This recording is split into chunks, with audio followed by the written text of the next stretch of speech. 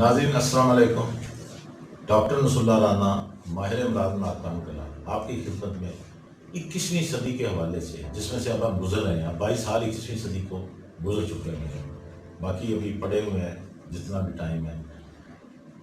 हम आपको अब अपडेट करेंगे कि मौजूदा जदीद दौर में गले की जो बीमारियां हैं, जो सबसे ज़्यादा ENT में गले की बीमारियां 40% 40 से 50%, बाकी 20-25% नाक की और कानों की होती हैं। गला क्योंकि गेटवे टू दी बॉडी है, ये सबसे ज़्यादा मुतासर होता है। खाते पीते, खट्टी चीज़ें, ठंडी चीज़ें, जरासीम, मसाइल हैं तरह तरह के। गला जो है ये इंसान के लिए एक दरा खैबर की तरह है, गेटवे टू दी बॉडी है। अब इंसान, अब मैं स्टार्ट करूँगा बच्चों से। बच्चों में टॉन्सिल जो है, जो गले में, ये 20वीं सदी तक इसका कोई ख़ास तसल्ली बख्श इलाज नहीं। 21वीं सदी जैसे आई है, थिंग्स हैव इम्प्रूव्ड, एंटीबायोटिक बेहतर आ गई है, एनेस्थीसिया बेहतर आ गया है। मैंने ये मेयो हॉस्पिटल लाहौर में बात की, क्योंकि ये पाकिस्तान का नहीं बल्कि बड़े सगीर में सबसे पुराना कॉलेज, और यानी जिसका नाम है किंग एडवर्ड मेडिकल कॉलेज, जिसको अब यूनिवर्सिटी बना दिया गया है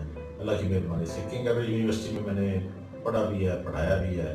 मेयो हॉस्पिटल जो है उसकी ENT डिपार्टमेंट भी ओल्डेस्ट है, ना पेशावर में था कोई, ना कराची में था, इस पूरे रीजन में, बल्कि दिल्ली में कोई नहीं था, क्योंकि अंग्रेज दिल्ली में गए 1857 में। यहाँ है वो सिखों के साथ जो लड़ाई हुई, उसके बाद उन्होंने टेक ओवर पंजाब को किया 1849 में। साथ ही उन्होंने आते साथ डेवलपमेंट शुरू कर दी। उसके बाद देखें 1860 में, with in a period of 10 years, उन्होंने किंग एडवर्ड मेडिकल कॉलेज बना दिया। उन्होंने गवर्नमेंट कॉलेज लाहौर बना दिया, जहाँ से मैंने FSC की है। पहले भाई आप FSC करेंगे तो गवर्नमेंट मेडिकल कॉलेज में आएंगे नहीं।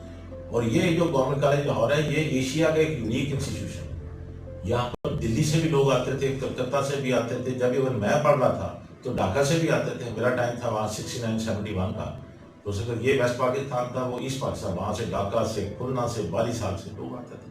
मकसद ये एक यूनिक इंस्टीट्यूशन है, बस सीधी सी बात। तो फैसिलिटीज आ गई, बस सीधी सी बात। अब ये ENT डिपार्टमेंट जो ये सबसे पहले मेयो हॉस्पिटल में बनी है, यहाँ से लोग ऊपर आए हैं, आहिस्ता आहिस्ता ऑपरेशन शुरू हुए हैं, गले के शुरू हुए हैं, नाक के।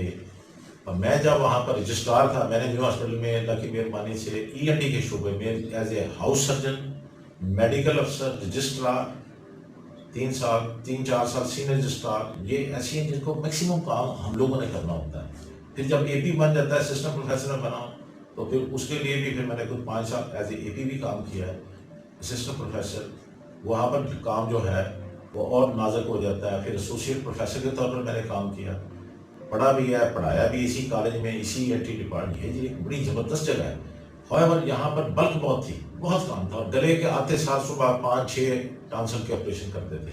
ऑपरेशन डे वाले दिन स्टार्ट टॉन्सिल से होता था, यानी जैसे ओपनिंग बैट्समैन होता है, वो पहले हम लोग ने ओपन टॉन्सिल, एक तरफ प्रोफेसर साहब को दे देना कि जी आप टॉन्सिल करें, एक तरफ मैं करता था। वो पहले 2-3-4-5 हम शुरू में अपने आप को वार्म अप करने के लिए पहले टॉन्सिल के ऑपरेशन होते थे। मैं ये प्रैक्टिकल बातें बताता हूँ। और छोटे बच्चे को 5 साल के, कुछ 7 साल के, 8 साल के, हार्डली 2-3 मिनट 4 मिनट में स्टिचलेस सर्जरी होती थी, कोई ब्लीडिंग नहीं होती थी। बड़ा जिसको कहते होते हैं एक अच्छा माहौल था और पॉजिटिव।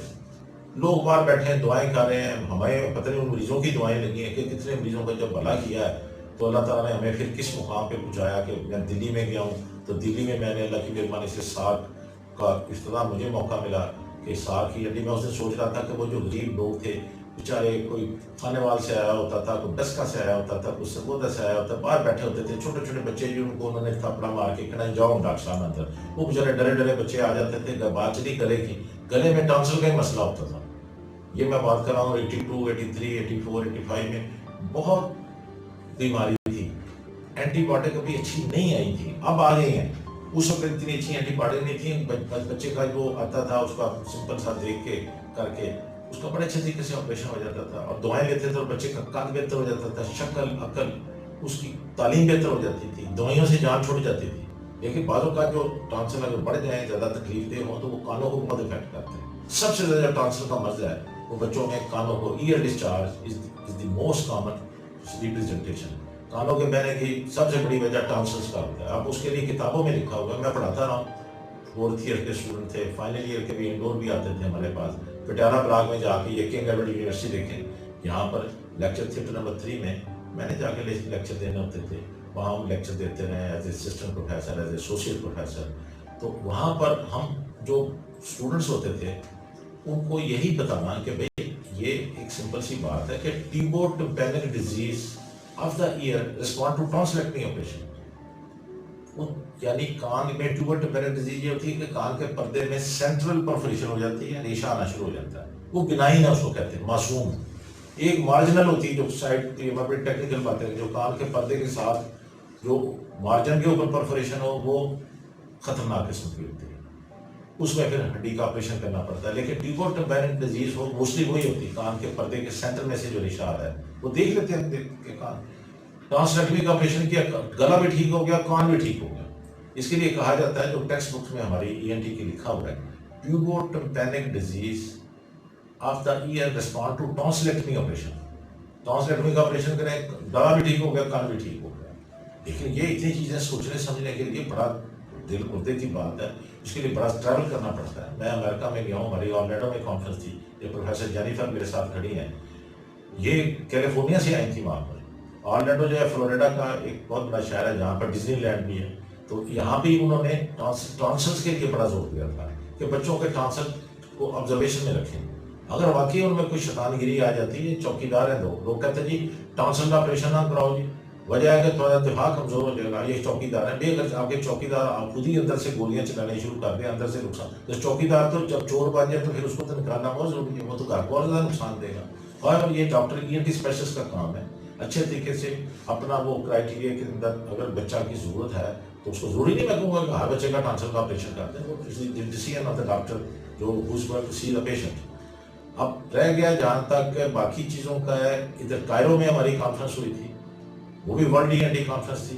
ये मैं आपको एक जिम्मेदारी से कहता हूँ कि इतनी बड़ी कॉन्फ्रेंस शायद ही कहीं हुई, कोई 130 मुल्कों से लोग आए हुए थे। उसमें उन्होंने कहा कि टॉन्सिल जो है वो उस इलाके में भी प्रॉब्लम है, एक से इंटरनेशनल प्रॉब्लम, जैसे पेट की अपेंडिक्स का ऑपरेशन मोस्ट कॉमन है, इस तरह ENT में मोस्ट कॉमन ऑपरेशन जो है वो गले का है, टॉन्सिलेक्टमी। ये तकरीबन साथ साथ चलती हैं, मतलब जैसे जनरल सर्जरी में मोस्टली अपेंडिसेक्टमी है, जो गले में है ENT में तो मोस्टली टॉन्सिल का ऑपरेशन, टॉन्सिलेक्टमी है। इसे डरना नहीं चाहिए, ये खोल के नहीं बाहर से करना था, मुंह खोल के अंदर से ऐसे जैसे बादाम की 2 गिरियां, एक बादाम इधर रहता है, एक उसको निकाल देते हैं, बच्चा ठीक हो जाता है गले में। और इसके अलावा जो बीमारियां हैं खास तौर पर वो है खुराक का फंस जाना, बूढ़े लोगों में खुराक की नाली तंग हो जाती है। अच्छा, खास तौर पर ईद के दिनों में लोग गोश्त या हड्डी जल्दी जल्दी खाते हैं, चबाते पूरे नहीं है तो उनकी हड्डी फंस जाती है, उसको कहते हैं foreign body in the throat. वो फिर हम बकायदा बेहोश करके उसको निकालते हैं। मैंने बहुत किया as a registrar, senior registrar, 5-5, 6-6 मरीज आ जाते थे। ये उनकी दुआएं हैं मेरा ख्याल कि जिन्हें वो कहते तो बड़ा औखा तेरे समझ की फंस गया। अब जो हड्डी निकालते थे वो दुआएं देते ऐसे जाते थे। न्यू हॉस्पिटल से मैं आपको बताता हूँ, बड़ी खिदमत होती थी, बड़ी खिदमत की है न्यू हॉस्पिटल में। मैं आपको बता नहीं सकता, तमाम जगह से, कोई खानेवाल से आ रहा है, कोई पाकपट्टन से आ रहा है, कोई सरगोदा से आ रहा है, कोई सपोज मियाँ वाली से आ रहा है, वो सारे आते थे और बड़ा अच्छे तरीके से एक समा था, कोई लड़ाई झगड़ा नहीं था।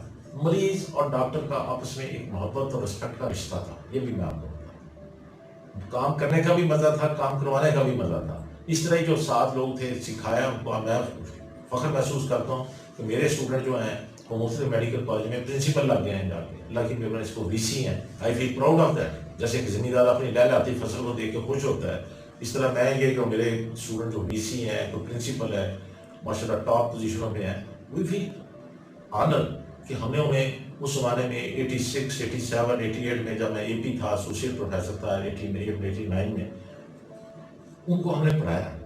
और वो माशाल्लाह आगे एक सिलसिला जारी है। इसी तरह गले की बीमारियों के मतलब मैं फिर खास तौर पर जिक्र करूंगा कि हमारी जो SAR कॉन्फ्रेंस जो मैंने यहाँ पर लाहौर में 3री SAR कॉन्फ्रेंस अल्लाह की मेहरबानी से सिंगल हैंडेडली करवाई। It was a very big event.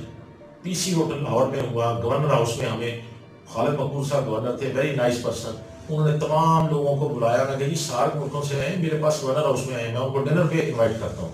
और गवर्नर हाउस में उन्होंने ऊपर जो उनका मेन हॉल था डाइनिंग का, खड़े होकर हर बंदे को पर्सनली रिसीव किया। उन्होंने कहा, I want to give you respect, take my this message to Dhaka, to Delhi, to Sri Lanka, کہ یار یہ اور یہ گورنمنٹ اس کو عام جگہ نہیں ہے، اس سے پورا یہ علاقہ کنٹرول ہوتا تھا انگریزوں کے زمانے میں، یعنی اٹ واز ویری پریسٹیجیس. اس کے بعد وہ گورنر ہاؤس کی ریسیپشن کی آپ فوٹوگراف دیکھ سکتے ہیں.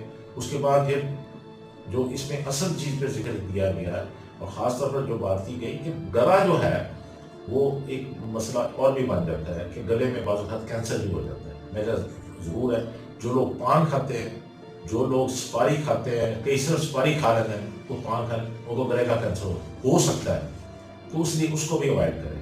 سگریٹ کو بھی نہیں پینا، خاص طور پر جس میں وہ چونا پتھر لگے ہوتے ہیں. اس کے لیے میں گیا ہوں، میں نے دلی لاہور کی طرح میں آپ کو بتاتا ہوں. میں نے مطلب اس کا نقشہ جو ہے لاہور کا شاہی قلعہ اور وہاں کا لال قلعہ یہ شاہی قلعہ، یہاں لاہور والا جو ہے شاہی قلعہ اس کو اکبر نے بنایا تھا. اس کے آگے گرینڈ سن نے شاہ جہاں نے دلی کا لال قلعہ بنایا. وہ قدرے ماڈرن ہے، یہ ہمارے والا پرانا ہے، لیکن ایک ہی طرح کی آبادی ہے، ایک ہی طرح کے لوگ ہیں، بیماریاں. لیکن میں نے دیکھا کہ دلی میں پان لوگ زیادہ کھاتے ہیں. وہاں گلے کا کینسر کے اوپر کئی پیپر وہاں پروفیسر جو تھے، اور پروفیسر جو اس کو کہتے ہوتے ہیں ابھی وکرم، انہوں نے خاص طور پر ذکر کیا کہ بھئی یہ جو ہے وہ آئے تھے سری لنکا سے، وہاں کے پریزیڈنٹ تھے. انہوں نے کہا کہ وہاں بھی بہت زیادہ یہ پان آتا ہی وہیں سے، کوئی سری لنکا سے آتا ہے، کوئی بنگال سے آتا ہے. تو یہ ایک مطلب اچھی چیز نہیں ہے میرا یہ کہنے کا. گلے کی صحت کے لیے آپ سادہ سی کھٹی ٹھنڈی چیزوں سے پرہیز کرنا ہے. لیوک وارم واٹر کے ساتھ صبح اٹھ کے آپ جو بھی ہے گلے کو صاف کریں. یہ گلے کا ایک اپنا رول ہے، اس کو اگر آپ صاف ستھرا رکھیں، اس میں کھٹی ٹھنڈی چیزیں، بوتلیں، آئس کریم بہت زیادہ نہ استعمال کریں. بلکہ میں چائنا بھی گیا ہوں تو وہاں کے لوگ پیتے ہی گرم پانی، تو ان کے گلے کی بیماری آلموسٹ نہیں ہے. یہ بھی میں آپ کو بتاؤں گا. تو بات تو چلی تھی البتہ 21ویں صدی میں جدید علاج گلے کا اگر ہے، گلے کینسر ہے تو اس کا بھی ہمارے پاس علاج ہے. اگر گلے میں ٹانسل کی وجہ سے بیماری ہے تو ٹانسلیکٹمی بڑی جدید طریقے سے، جس میں خون آلموسٹ نہیں بنتا. We are the latest techniques. اور دوبارہ ٹانسل نہیں ہوتے، کیونکہ ٹانسلیکٹمی گلے کے آپریشن کے لیے ایک بیسک پرنسپل جو میں اپنے میڈیکل اسٹوڈنٹس کو 4th ایئر فائنل ایئر میں پڑھاتے تھے، I used to teach them کہ remove the tonsil, hold tonsil, nothing but the tonsil. یہ کتابوں میں لکھا ہوا ہے. آپ نے ٹانسل کو نکالنا ہے، پورے کو نکالنا ہے، اور پورا نکالتے یہ کا ایریا نہیں ڈیمیج کر دینا، ورنہ بعد میں فیرنجائٹس ہونا شروع ہو جاتا ہے. اور نتھنگ بٹ دی ٹانسل، اور جو پورا گلا باقی ہے وہ فیرنگس بٹ بچا رہتا ہے. بعض پر ٹھیک ہے ٹانسل نکال دی ہے، وہ گلے کا جو باقی ایریا ہے وہ پورا تو نہیں اب گلے کا ہم کاٹ سکتے، گلے کو بندے کو زندہ بھی رکھنا ہے. تو اس لیے تھوڑی بہت پرابلم ٹانسلیکٹمی کے بعد ہو سکتی ہے، یہ بھی میں بتاتا ہوں. لیکن وہ جو سویرٹی ہے کہ بچے کو 103 104 بخار ہوا ہے، ہر ہفتے بعد چھٹی کرانی پڑتی ہے، وہ معاملہ ٹھیک ہو جاتا ہے. کھانا پینا اس کا بہتر ہو جاتا ہے، اس کی نشو و نما بہتر ہو جاتی ہے، اسکول کی اٹینڈنس بہتر ہو جاتی ہے. ورنہ اور میں کو ایجیسن کالج کا 8-10 سال میرے پاس ENT کے بچے آتے تھے وہاں سے جو ہاسٹل میں رہتے تھے boarder, they used to come from there, ان کا میں ہی علاج کرتا تھا. اور میرے پاس ان بچوں کا جو میرا ایک تجربہ ہے، ماشاء اللہ سمجھدار تھے، لیکن اگر ضرورت ہوتی تو ان کے پیرنٹس ہمارے سے آپریشن کروا بھی لیتے تھے. ایون جو ٹیچر تھے یہ ابرار الحق صاحب، یہ وہاں پر لیکچرر تھے ایچیسن کالج میں، یہ بھی آتے تھے. ویسے تو بے شمار لوگ آتے تھے، لیکن کیونکہ پرومیننٹ نام ہے میں آپ کو اللہ تعالیٰ کی مہربانی سے اللہ تعالیٰ نے کو شفا دیتا تھا. یعنی ENT کا ایک سٹارٹ ہوا تھا. یہ جے روڈ پہ جو میرا کلینک ہے یا ہاسپٹل ہے، وی گیو دی سٹارٹ. اس کے بعد تو اب ماشاءاللہ چپے پہ ڈسٹرکٹ پہ ہر ڈسٹرکٹ پہ ENT اسپیشلسٹ کی پوسٹ آ گئی. اسی پہلی ENT کانفرنس کے حوالے سے جب ضیاء الحق صاحب نے، منظور ملک صاحب سیکرٹری ہیلتھ تھے، حامد ناصر چٹھا صاحب وزیر صحت ہوتے تھے حکومت پنجاب، اور ان کو کہا کہ بھئی آپ یہ ڈسٹرکٹ پہ ENT اسپیشلسٹ کی پوسٹیں کریٹ کرتے ہیں. اس سے بہت ایک چینج آئی ہے. گلے کی بیماریاں 21ویں صدی میں اب ماشاءاللہ کوئی مسئلہ نہیں ہے، ہم ان کو ٹھیک کر سکتے ہیں. Thank you.